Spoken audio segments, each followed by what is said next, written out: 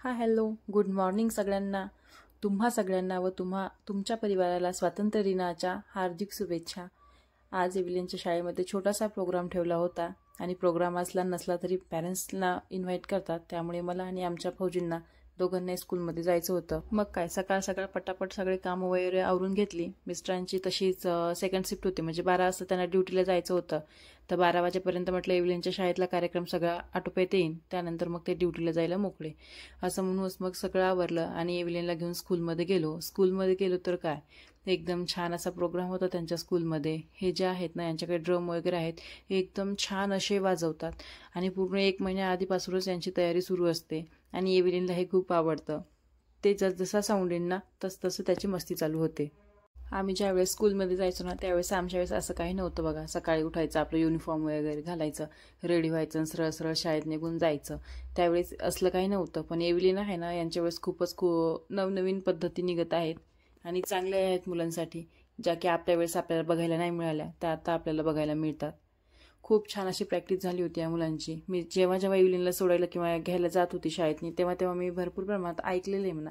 पण जे प्रत्यक्षात त्यांचं रिहर्सल झाल्याच्या नंतर जे येत होतं ना साऊंड, त्याचा एकदम छान होता. आणि एव्हिलिन इथे बसला होता बघा. एव्हिलिन प्री केजीला असल्यामुळे त्याला युनिफॉर्म नाही आहे, त्याच्यामुळे त्यांना कोणताही गेटअप करून बोलावलं होतं. मी म्हटलं होतं एव्हिलिनला एक युनिफॉर्म वगैरे घ्यावा, तर म्हटलं एवढं वर्ष जाऊ दे, पुढच्या वर्षी बघूया. त्यामुळे मी काय घेतला नाही. जे ड्रेस होता बघा त्यांना इकडचाच कर्नाटकमधला, तोच ड्रेस मी त्याला घालून दिला.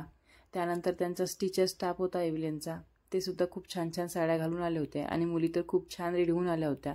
एक भारत माता बनली होती, तिथे एकदम छान दिसत होती आणि एव्हिलिनची इथे एकदम छान अशी मस्ती चालू होती बघा. त्या ड्रमचा साऊंड येत होता ना, त्याच्यामुळे तो मान डोलवत होता. इकडे रोज सकाळ सकाळ पाऊस चालू होता, पण आज बघा ना, लहान मुलं एवढे छान छान रेडी होऊन आलेत आणि आज पाऊस नाहीये. हे तर एक छान झालं म्हणायचं. बाकी काय मग गेस्ट वगैरे येणार होते, त्यांचं स्वागत वगैरे हे करून झालं. त्याचा व्हिडिओ मला घ्यायला जमला नाही, कारण एकदम समोरून जाऊन व्हिडिओ घेणं म्हणजे चांगलं वाटलं नसतं, त्यामुळे मी काही तो व्हिडिओ घेतला नाही बघा. आणि हा जो दिसत आहे तुम्हाला त्या एव्हिलिनच्या सरांकडे आहे, ते फ्लॅग आहे 150 मीटर, म्हणजे 150 मीटर आहे. तो पूर्ण डोक्यावर घेऊन त्याची रॅली काढतात. पूर्ण आमची जी कॉलनी आहे ना, बिकी हल्ली एक छोटंसं गाव आहे, तिथे पूर्ण त्याची रॅली काढतात बघा. मागच्या वर्षी, त्याच्या आदल्या वर्षी, मी 2ही वर्षी ते बघत होते, पण यावेळेस मी पण त्या रॅलीमध्ये असणार. हा एक आनंद वेगळाच आहे.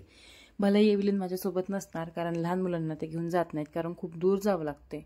त्याच्यामुळे मग लहान मुलांना चलणं होत नाही, त्यामुळे जे मोठे मोठे मुलं आहेत त्यांना घेऊन जातात. पॅरेंट्सला बाकी ते घेऊन जातात, की ज्यांची इच्छा आहे त्यांना ते घेऊन जातात. त्यानंतर मग इथे दिवा वगैरे लावून घेतलं, फोटोचं प्रतिमेचं पूजन वगैरे करून घेतलं. त्यानंतर काय आपला ध्वजारोहण करायचा होता, तेही करून घेतलं. छान वाटलं एवढ्या दिवसानंतर. म्हणजे जेव्हापासून माझी कॉलेज शाळा म्हणा ते सुटलं तेव्हापासून अशा कार्यक्रमाला मी गेलीच नव्हती.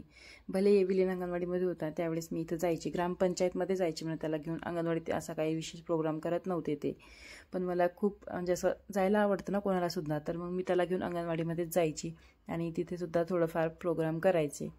बाकी तर मग एव्हिलिनच्या शाळेतनी असे छोटे मोठे प्रोग्राम होत राहतील. त्याचे व्हिडिओ मी तुमच्यासोबत जेवढे होतील तेवढे मी शेअर करत राहीन. हा व्हिडिओज तर अपलोड करायला मला खूप वेळ होत आहे, कारण मधात ना खूप असे प्रॉब्लेम आले होते, त्यामुळे मी एकही व्हिडिओ अपलोड केला नाही. लहान मुलांचा आनंदच काय वेगळा असतो. आता फ्लॅग वर जाणार आणि फडकणार तर सगळेच बघा कसे बघतात. आणि या व्हिडिओमध्ये तुम्हाला आमचे फौजीसुद्धा दिसले असतील. भलेही मी तुम्हाला दाखवले नाहीत व्हिडिओमधून, तरी तुम्हाला त्यांच्या गेटअपवरून कळालंच असतील की नाही हाच यांचे फौजी असतील. तुम्हाला जर ते कळाले असतील तर नक्की तुम्ही कमेंट करून मला सांगा की हे आहेत तुमचे फौजी. बाकी सगळ्यांनी सल्यूट वगैरे करून घेतलं. त्यानंतर निघणार होती आमची रॅलीमध्ये जायचं. तर सगळ्या पॅरेंट्सला विचारलं की कोण कोण इच्छुक आहेत, त्यांनाच ते घेऊन जाणार होते, बळच कोणाला नेणार नव्हते. त्यामुळे मग मी पहिले माझाही विचार चालू होता हो नाही. त्यानंतर मी म्हटलं नंतर मग मी पण गेले. पण खूप दूर जायचं होतं बघा. मी सिंपल अशी साडी घातली होती, जास्त काही लुक वगैरे केला नव्हता. सिंपल मस्त अशी कॉटनमधून एक साडी आहे ती साडी घालून दिली. त्यानंतर गेलो होतो. 150 मीटर हा लांबीचा हा फ्लॅग आहे आणि लहान लहान मुलं ज्यांच्या हातही पुरत नाही ते सुद्धा त्याच्यामध्ये आले होते आणि पॅरेंट्स वर्ग काही जास्त नव्हता. पण खूप मजा येत होती बघा त्याच्यामध्ये. वंदे मातरम, भारत माता की जय असं म्हणत मी निघाली होते. शूट करायला काय मला जास्त जमत नव्हतं. एक हात पूर्ण त्याला दिला ना तर एक हात पूर्ण असा दुखत होता माझा.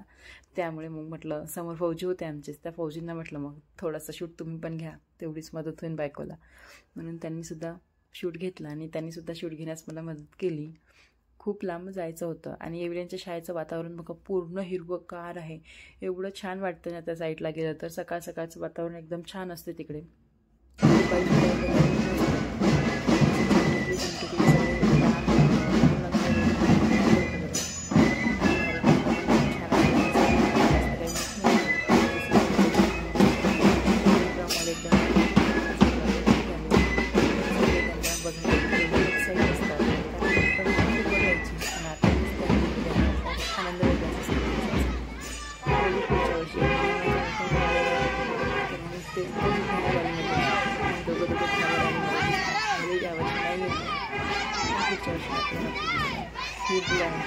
खूप लांब जाते तर बघू मी कंटिन्यू करणार आहे की मी तर सोडून देणार आहे. ही रॅली करून पूर्ण झाल्याच्या नंतर वापस आल्यानंतर 2-4 डान्स वगैरे असं काही ठेवलेलं आहे वाटतं. पाऊस नसला तर खूप छान प्रोग्राम होऊन जाईल.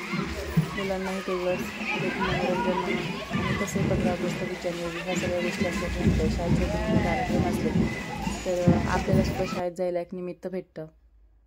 एव्हिलिनच्या क्लास टीचर आहेत ना, त्या माझ्या मागे एक मुलगी आहे, त्यांच्या मागे त्या उभ्या होत्या आणि आता रोडवर आलं त्यामुळे थांबलेले आहेत सगळे. हे आहेत आमच्या गणेश टेम्पलमधले पंडितजी, जे की या एरियामध्ये का आलेच माहीत नाही, नाहीतर कधी तर ते आमच्याच एरियामध्ये असतात. जिथे गणेश मंदिर आहे ना तिथेच भरपूर वेळा दाखवले मी तुम्हाला ते पंडितजीसुद्धा. आणि मुलं बघा कसे एकदम शिस्तीने चाललेले आहेत. मस्त वाटत होतं बघा याच्यामध्ये. आणि वातावरण सुद्धा खूप छान होतं. फौजी व्हिडिओ घेतात म्हटल्यावर काय हाय तर करणंच आहे त्यांना. हाय वगैरे केलं.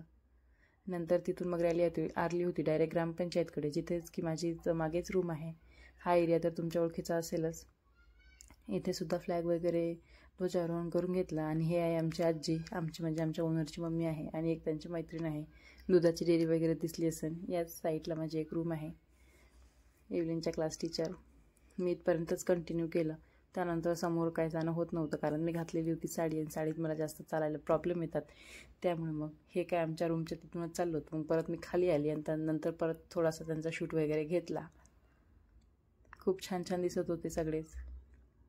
खूप मज्जा येते हे बघून. असं वाटतं की आपल्या वेळेससुद्धा असं काहीतरी पाहिजे होतं, पण आपल्या वेळेस नव्हतं. असो, आपल्या मुलांच्या वेळेस आहे, त्यातच आपण समाधान मानावं आणि एन्जॉय करावं.